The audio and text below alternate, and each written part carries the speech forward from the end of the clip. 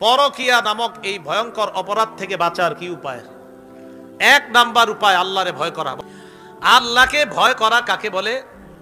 আলী রাদিয়াল্লাহু তাআলা আনহু বলেন, চার জিনিসের নাম আল্লাহকে ভয় করা বা তাকওয়া। বলেন, চার জিনিসের নাম কি? তাকওয়া। এক নাম্বার আল খাউফু মিনাল জালিল, আল্লাহকে ভয় করা। দুই নাম্বার আল আমালু বিত তানজিল, কোরআন অনুযায়ী আমল করা। তিন নাম্বার ওয়াল কানাআতু বিল কালিল, অল্পে তুষ্ট থাকা। চার নাম্বার ওয়াল ইস্তিদাদু লিয়াউমির রাহিল, আখিরাতের প্রস্তুতি নেওয়া। এক নাম্বার আল্লাহকে ভয় করা। দুই নাম্বার আল্লাহ যে কোরআন নাজিল করেছেন এই অনুযায়ী আমল। শুধু কোরআন, শুধু হাদিস না কোরআন হাদিস? এখন যদি শুধু কোরআন মানেন, এরা আপনারে কি ফিতনায় ফেলাইতে পারে।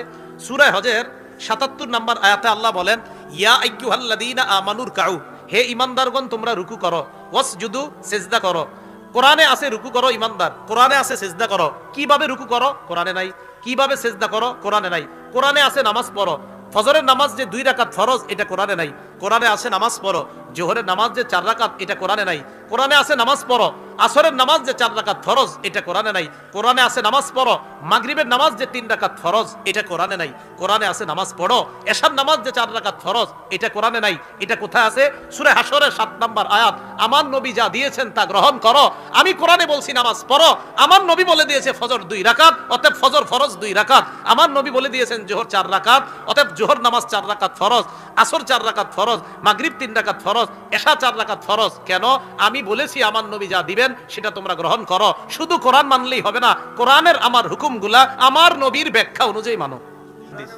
3 নাম্বার আল কানাআতু বিল কালিল, অল্পে তুষ্ট থাকা। 4 নাম্বার আল ইস্তিদাদু লিয়াউমির রাহিল, আখিরাতের প্রস্তুতি নেওয়া। এই ব্যাপারে একটা হাদিস শুনেন, আবু দাউদের 4442 নাম্বার হাদিস। মাইজ ইবনে মালিক আল আসলামী রাসূলের কাছে আসছে। বুরাইদা রাদিয়াল্লাহু তাআলা আন তার আব্বা থেকে এই হাদিসটা বর্ণনা করেছেন। তিনি বলেন, আন্না মাইজ ইবনে মালিক আল আসলামী আতা রাসূলুল্লাহ সাল্লাল্লাহু আলাইহি সাল্লাম। মাইজ ইবনে মালিক আল আসলামী রাসূলের কাছে আসছে।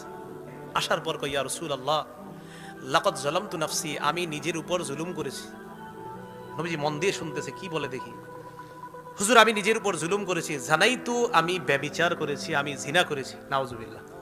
এই গুনাহ থেকে আল্লাহ হেফাজত করেন। ইন্নী উরিদু আন তুতাহহিরানি, হুজুর আমি চাই আপনি আমারে পবিত্র করবেন, ব্যভিচারের শাস্তি আমার উপর প্রয়োগের মাধ্যমে আমাকে আপনি পবিত্র করবেন, আমি যেন পবিত্র অবস্থায় আল্লাহর কাছে যাইতে পারি। নবীজি ইন্না রাদ্দাহু রাসূলুল্লাহ, নবীজি তাকে ফিরিয়ে দিলেন, যাও আন্দাজি কথা তোর, এগুলো তুমি করো নাই, যাও। লোকটা চলে গেলেন। পরের দিন আবার আসলেন। আসার পর বললেন, লাকাদ জানাইতু, হুজুর আমি ব্যভিচার করেছি, আমারে পবিত্র করেন।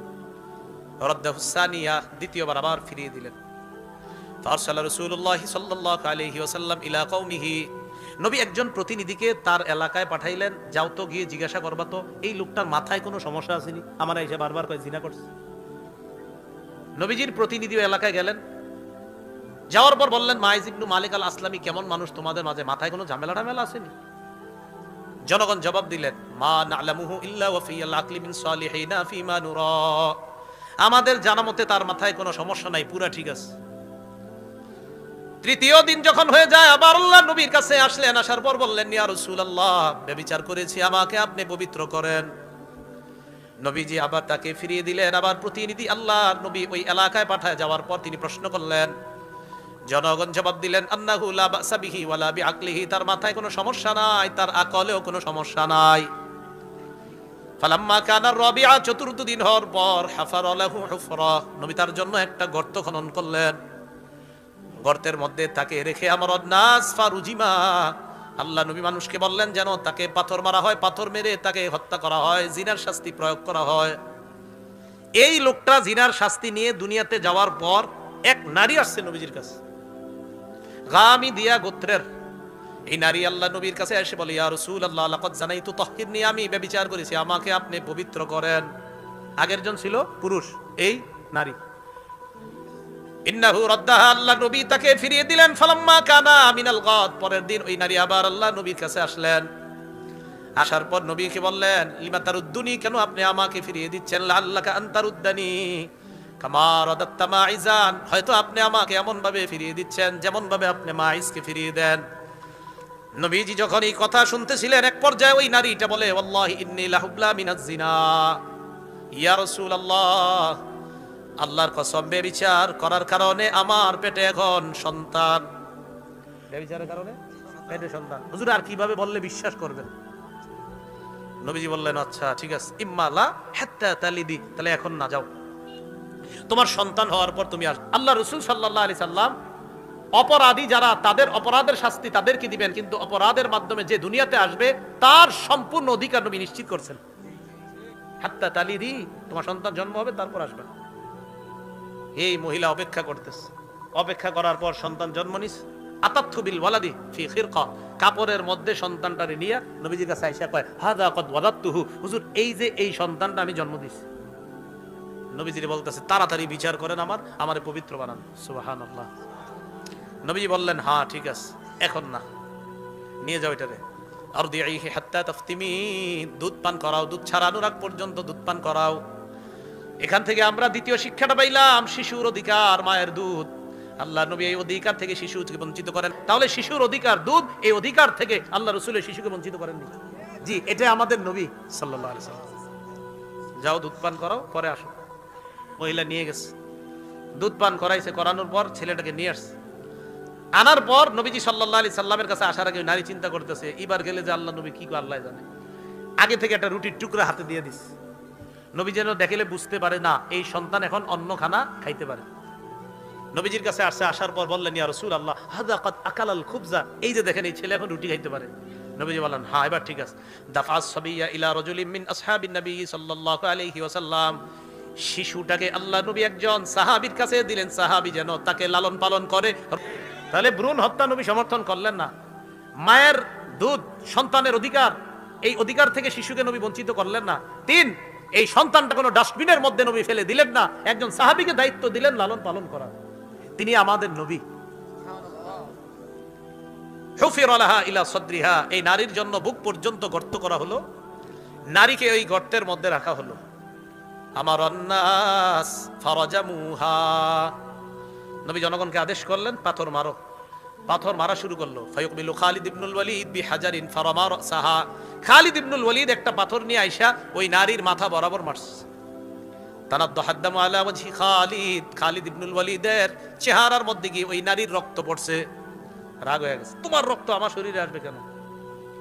ফাসাব্বাহা, খালিদ ইবনুল ওয়ালিদ একটা গালি দিয়ে দেয়। ফাসামিআত নবী সাল্লাল্লাহু আলাইহি ওয়াসাল্লাম সাব্বাহু ইয়া, গালিটা আল্লাহ নবীর কানে চলে যায়। নবী ডাক দিয়ে বললেন, মাহলান ইয়া খালিদ, খালিদ থামো, কি করতেছো তুমি?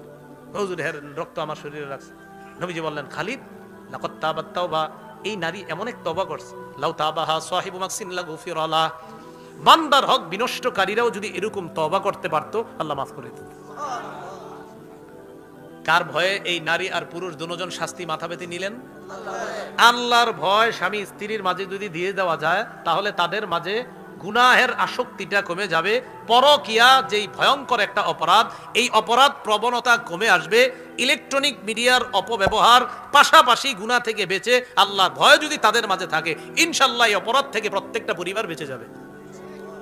আবু যর গিফারি রাদিয়াল্লাহু তাআলা আনহুকে নবী বললেন, তিরমিজি শরীফের 987 নম্বর হাদিস, ইত্তাকিল্লাহা হাইসুমা কুনতা, ঘরের দরজাটার মধ্যে লাগায় রাখেন। নবীজি বললেন, আবু যর তুমি যেখানে থাকো আল্লাহকে ভয় করো। স্বামী যখন ঘরের বাইরে যায়, বিবি আপনি বলে দিবেন, স্বামী আমার আপনি যেখানে থাকেন আল্লাহরে ভয় করেন, নবী কথাটা বলছে।